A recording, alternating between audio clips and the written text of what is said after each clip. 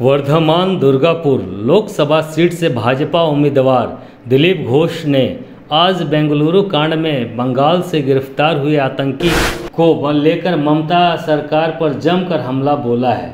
उन्होंने कहा कि बंगाल आतंकियों का सेल्फ शेल्टर हेवन हो गया है। यहाँ पर लोग पनाह लेते हैं और ट्रेनिंग लेकर देश भर में आतंकी गतिविधियों को अंजाम देते हैं। यहाँ पर उनके आधार कार्ड तक बन जाते हैं। उन्होंने आगे कहा कि इस सरकार की वजह से आज बंगाली समुदाय लज्जित हो रहा है और शक की निगाहें से देखा जा रहा है। उन्होंने आगे कहा कि एक समय बांग्लादेश सरकार ने भी कहा था कि पश्चिम बंगाल में लोग ट्रेनिंग लेकर वहां आतंकी घटना को अंजाम देते हैं। और तो और उन्होंने कहा कि यहां से एम्बुलेंस में भरकर पैसे भी भेजे जाते हैं। তার মানে সব সময় তার পুলিশের চোখ কান বন্ধই থাকে, সারা বছর ধমকি দেন, এই করছে না তাই করছে না এই করছে। ওই ধমকি দেওয়া অভ্যাস ছাড়ুন। ওনার অনেক চুনোপুটি নেতাও ধমকি দিচ্ছে রাস্তা রাস্তায়। ও ধমকি চমকিতে কারো ধার ধারে না। 2 মাসের কথা বলছেন, 1 বছর পরে আপনি থাকবেন কিনা ঠিক নাই, তখন কি হবে?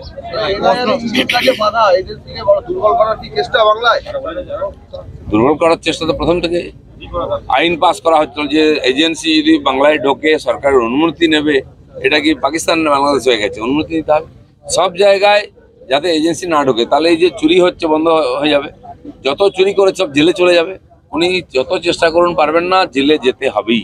পুলিশ নেটওয়ার্কে বাংলা কি গুরুত্বপূর্ণ জায়গা দাঁড়াচ্ছে? জঙ্গি নেটওয়ার্কে বাংলা গুরুত্বপূর্ণ নয়। বাংলা হচ্ছে সেফ শেল্টার, সেফ হেভেন জঙ্গিদের জন্য। আজ নয়, যত দিন থেকে দেখুন যত জঙ্গি হয় এখানে ধরা পড়বে। কারণ দিদির বাড়ি চলো কোনো ভয় নেই, এই একটা স্লোগান আছে ওদের। দ্বিতীয় হচ্ছে এইখান থেকে আধার কার্ড রেশন কার্ড করে বাংলাদেশ থেকে আসছে, এখানে ট্রেনিং নিচ্ছে বিভিন্ন জায়গায়, আর দিয়ে সারা ভারতবর্ষে ছড়িয়ে গিয়ে অ্যাক্টিভিটি করছে। এক সময় বাংলাদেশ সরকারও বলেছে যে পশ্চিমবঙ্গ থেকে ট্রেনিং নিয়ে আর হুজি ইত্যাদি ওখানে গিয়ে যখন ওখানে আন্দোলন চলছিল তারা ঝামেলা করেছে। এখান থেকে টাকা পয়সা ওখানে গেছে অ্যাম্বুলেন্সে করে। এই ঘটনা ঘটেছে বারবার। এই চোর সরকারের জন্য বাঙালিকে বদনাম হতে হচ্ছে।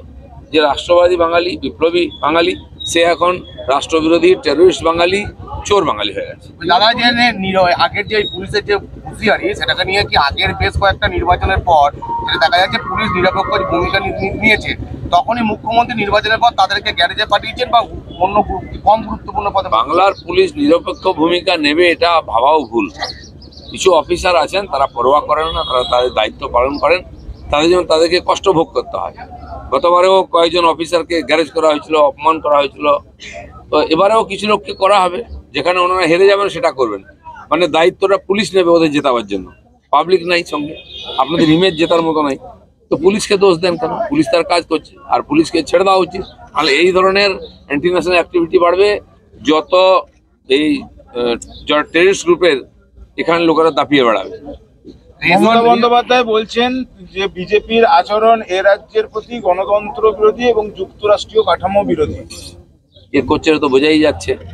আমরা দেওয়াল লিখন করতে গেলে মারপিট করছে, মিটিং করতে গেলে ঝামেলা করছে। আমি কালকে গেছি একটা গ্রামে গাজনে, যারা আমাকে মালা পরিয়েছিল তাদের ধমকি দেওয়া হচ্ছে, যারা আমার সঙ্গে ফটো তুলেছে ধমকি দেওয়া হচ্ছে ভোটের পরে গ্রাম ছাড়া করবে।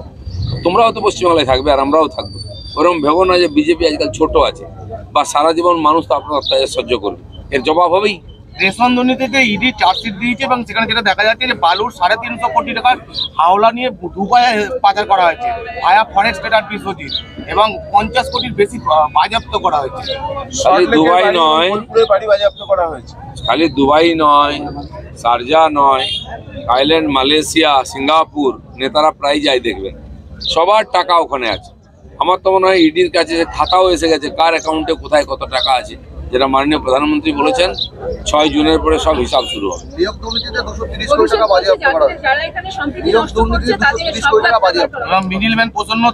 হাজার হাজার কোটি টাকা এদিক ওদিক হয়েছে, সবে কিছু পাওয়া গেছে। আর যারই নাম আসছে তাকে বারবার ডাকছে, যতক্ষণ না সমস্ত তথ্য পেয়ে ওরা স্যাটিসফাই হচ্ছে চলতে থাকে।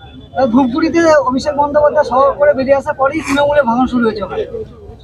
ভাঙন তো আগের থেকেই ছিল, ভেতরে ফাট দেখা যাচ্ছিল, সেটা এখন আলাদা হয়ে যাবে। কালকে আমি গেছিলাম এখানে খুরাজ, সেই যাওয়ার রাস্তায় একটা গ্রামে টিএমসি এত মারামারি হয়েছে, তাদের নিজের কর্মীরই 2 পা কেটে দিয়েছে। যারা আমার সঙ্গে দেখা করে যে হাত দেখিয়ে তাদেরকে ধমকি দেওয়া হচ্ছে। এইভাবে রাজনীতি চলতে পারে না। পুরো নিয়োগ কি করবেন? এই যে ঘটনাগুলো ঘটছে কি করবেন? যারা করার করছে, আমরা তো রাজনীতি করছি, আমরা পাবলিকের কাছে যাচ্ছি, পাবলিক জবাব দিতে হবে। অভিষেক বলছেন যে সব যাত্রা বের করা উচিত, যারা এখানে সম্প্রীতি নষ্ট করছে। কার সব যাত্রা বেরোবে তো বোঝাই যাবে। গত 19-এর ইলেকশনটা মনে করুন, তারপরে কি অবস্থা হয়েছিল, দৌড়াদৌড়ি শুরু হয়ে গেছিল পার্টি ছেড়ে, তার চেয়েও খারাপ অবস্থা। দাদা জলপাইগুড়িতে 1,20,000 টাকা সহায়ক ঘোষণা করেছেন মমতা ব্যানার্জি, অভিষেক বন্দ্যোপাধ্যায়, এই সময় কি করা যায়? দেখুন, সরকারের অধিকার আছে পীড়িত মানুষের কাছে দাঁড়াবার জন্য, কিন্তু ইলেকশন কমিশনের যে গাইডলাইন আছে সেটা মেনে করা উচিত। সরকারকে লোক ভোট দিয়ে জিতেছে, সরকার তার কাজ করছে, ঠিক কেন করতে? আপনি যদি ভোট প্রচার করতে যান এই টাকা দিয়ে, তখন সমস্যা হবে। রাজনীতিক লাভ নিতে গেলে লোক বাড়িঘর পড়ে গেছে, উড়ে গেছে, আপনি গিয়ে ছবি তুলছেন আর সেখানেও রাজনীতি করছেন, সেবা করুন না।